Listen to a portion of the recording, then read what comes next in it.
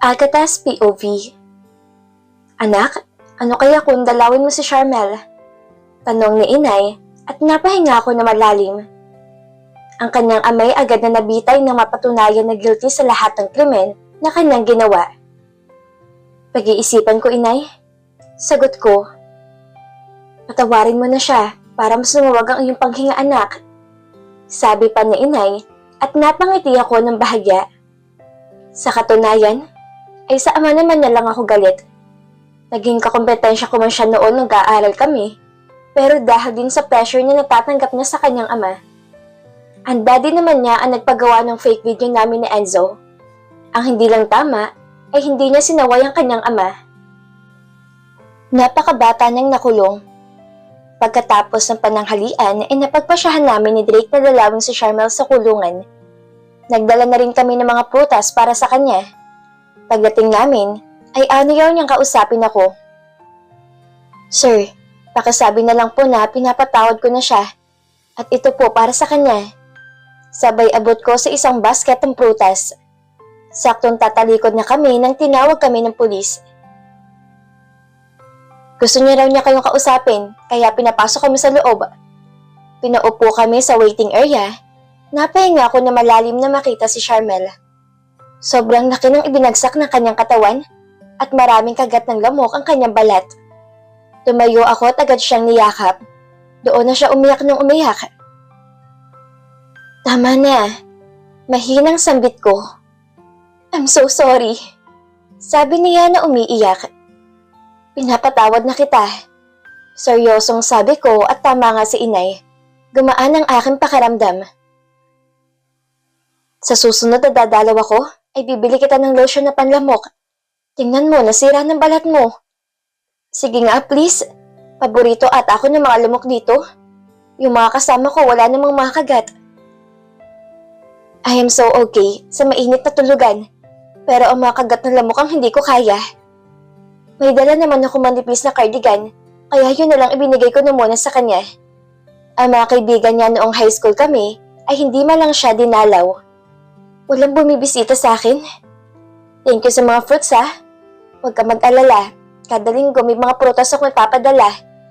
Hindi man ako mismo magbibigay, pero sisiguraduhin ko na may prutas ka lagi. Pwedeng shampoo na rin? Sabi pa niya at natawa ako. Pinalista ko sa kanya ang lahat ng kanyang kailangan para pagbalik ko ay kompleto na ito. Humingi din si Charmel ng tawag kay Drake at yumakap si Drake sa kanya. Magkaklase tayo eh. Natatawang sabi ni Drake. Malungkot si Charmel na nagpaalam na kami ni Drake.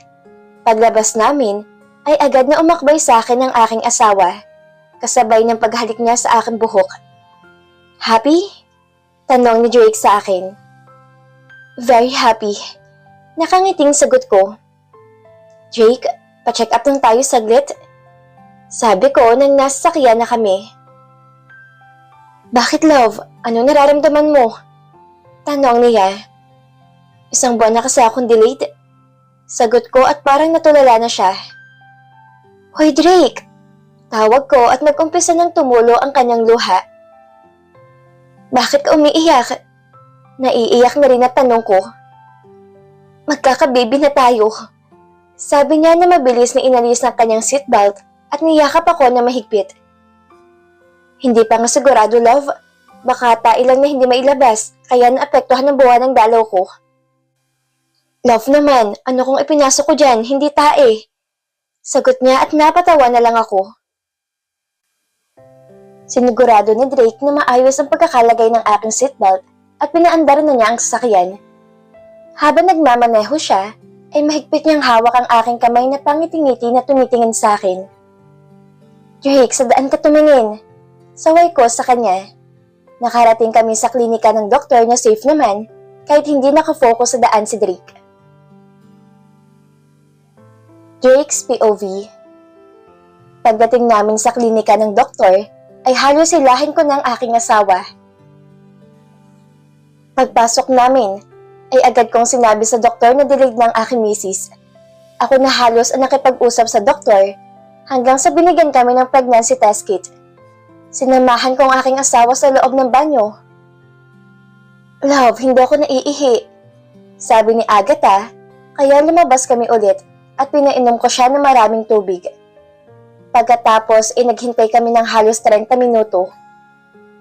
Naiihi na ako? Sabi ni Agatha, kaya mabilis kaming pumasok sa CR ng clinic. Ako nang humawak sa maliit na lagayan ng ihi.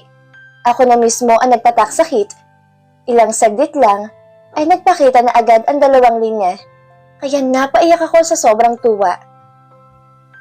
Lumabas na kami sa banyo at agad na ipinakita namin sa doktor ang resulta. Congratulations! Sabi ng doktor at nakipagkamay ako sa kanya. Pagkatapos ikinuha na ng dugo ang asawa ko para daw masigurado na okay ang kanyang pagbubuntis. Kada linggo daw ang check-up namin hanggang sa umabot ng trimesters. May mga vitamins din kaming binili at pag uwi namin sa bahay ay maingat nga ako sa aking pagmamaneho. Lumipas ang mga araw at buwan ay mas lumalaki na ang tiyan ng aking asawa. Hindi na rin ako tinutokso ni Itay dahil kambal ang laman ng tiyan ng asawa ko. Lalaki at babae pa, kaya mas lalo ako naging masipag mag-aral at asikasuhin ng aking asawa. Sina Mommy at Daddy naman ay nagkasundo na rin sa wakas at nanirahan na sila sa bahay ni Daddy.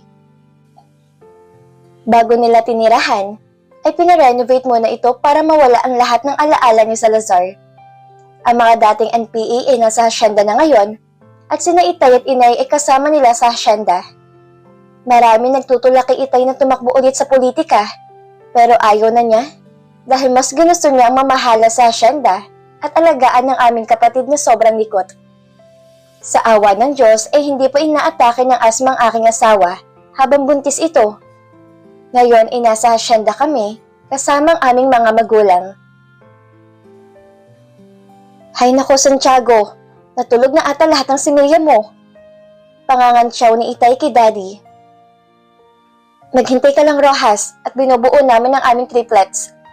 Sagot naman ni Daddy at natawa na lang na umupo sa tabi ni Daddy si Mommy at napangiti ako dahil sobrang sweet na ni Mommy sa Daddy ko.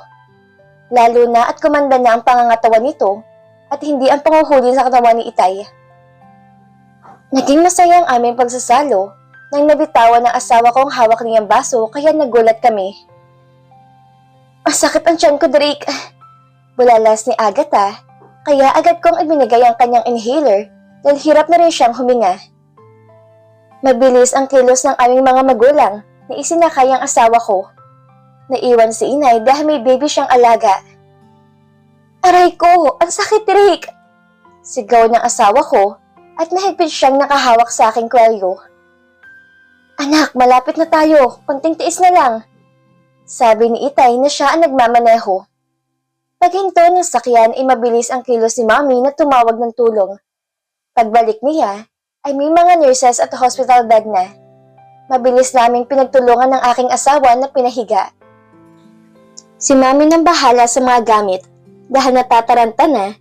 Sa susunod pa sana na araw ang kanyang cesarean pero biglang humilab ang kanyang tiyan.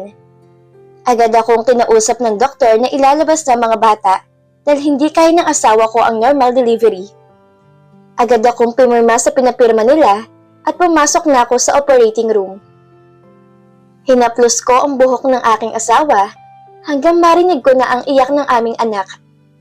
Agad na ibinigay sa akin ng lalaki kong anak. Nang titigan ko ay parang anak ni Itay dahil kamukhang kamukha niya ito.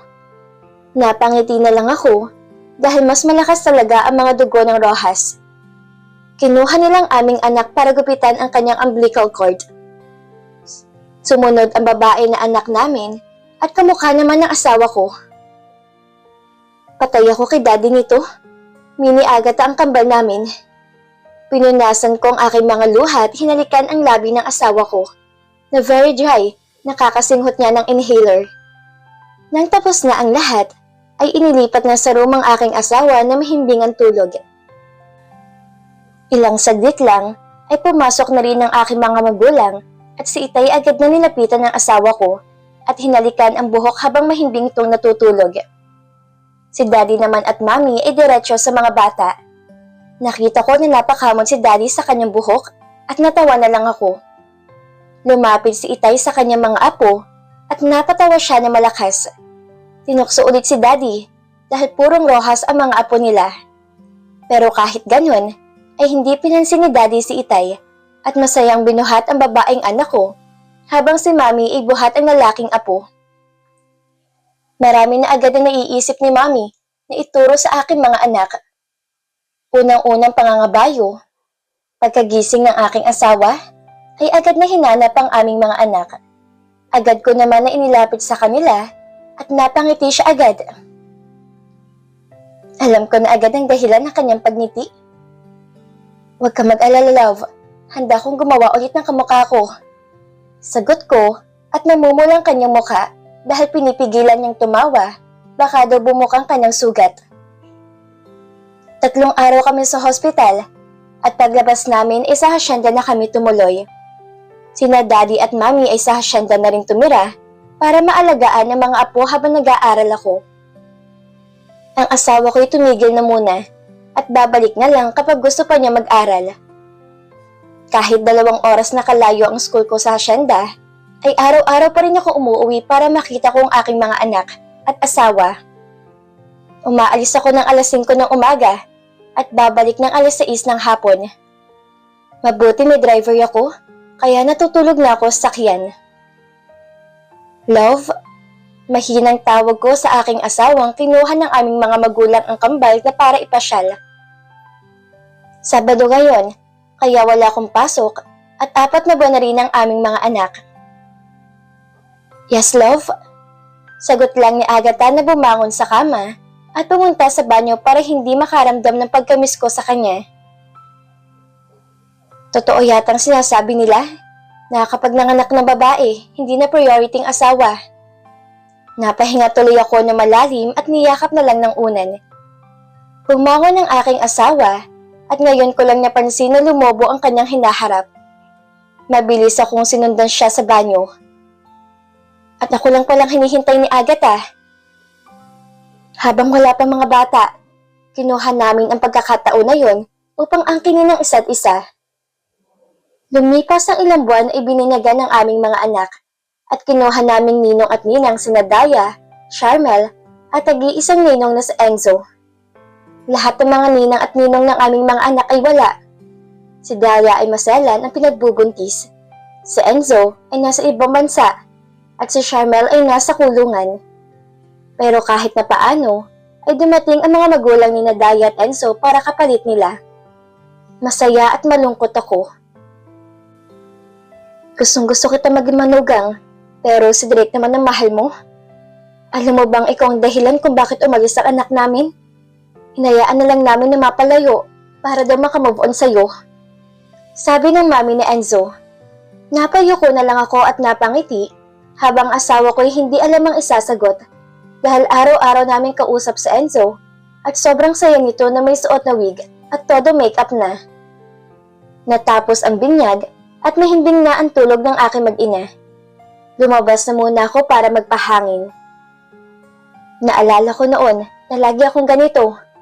Gabi-gabi na tumitingin sa kalangitan at naiiyak sa hirap ng buhay. Ngayon ay naiiyak ako dahil lahat ng hinaing ko noon ay lubos-lubos na ibinigay sa akin, lalo ng aking asawa na itinago ko akong pagmamahal dahil hindi ko kayang ibigay ang karangyaan na tinatamasa niya. Thank you, Lord. Mahinang sambit ko at pinunasan ng aking mga luha. Ilang saglit ay may umakbay sa akin at si Itay. Alam mo bang lagi kitang nakikita noon at pinagmamasdan kita lagi? Gusto ko tang lapitan pero pinili kong panoorin ka. Sabi ko na lang sa akin sarili ay sana lahat ng hinihiling mo'y matupad dahil napakabait mong bata. Mas lalo akong napahanga sa'yo nang tinanggap mo kami na walang-wala, lalo ng aking anak na hindi nabuo. Pero pinadama at pinakita mo kung gaano mo siya kamahal. I salute for your being a good man, Jake. Sabi ni Daddy at mahigpit niya ako niyakap. Hoy Rojas, bakla ka ba? Dinig ko na boses ni Daddy at natawa na lang kami ni Itay dahil hanggang ngayon hindi pa to nakabuo ng kapatid ko. Lumipas ang mga taon na hindi nadagdagan ng aming mga anak. Dahil kung Junior at Clarice na lang naubos ang oras namin dahil sa kalokohan ng mga ito. Mahilig sila sa mga babae at nalaman pa namin na nagkating klase sila para lang manood ng sine sa mall.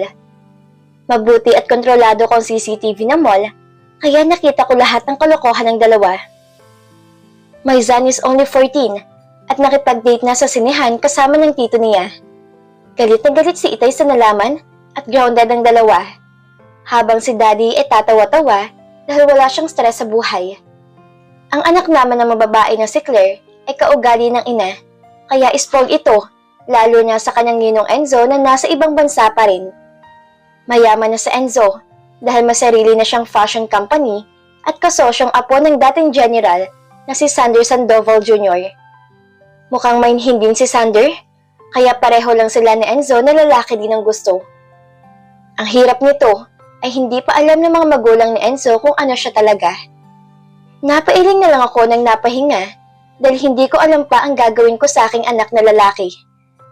Hindi ko naman siya pwedeng itapon sa Manila dahil mas mapapariwara lang ito. Anong iniisip mo, love? Tanong ng aking asawa na pumaibabaw sa akin. Napangiti naman ako na agad ibinaba ang kanyang damit na pang-ibaba kasama na ang panloob niya. Itong iniisip ko, love. Sagot ko. Ang asawa ko na ang nag-alis sa akin ng stress na dulot ng aming kambal. Habang tumatagal ang pagsasama namin ni Agatha, lalo ko siyang minamahal. Araw-araw pinadadama ko sa kanya kung gaano ko siya kamahal. Sila ng mga anak namin. Nagkaroon man kami ng pagsubok, lalo lang yung pinatatag ang aming pagmamahalan. Wala na ako mahihiling pa. Dahil kasabay ng pagbuo ko sa sarili kong pamilya, ay nabuo ko rin ang aking pagkatao kasama ang tunay kong mga magulang.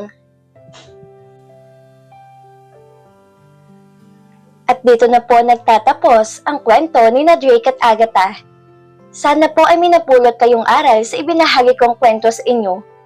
Muli niyo po akong samahan sa mga susunod na love stories na ibabahagi ko sa inyo. Maraming salamat po at ingat po tayong lahat.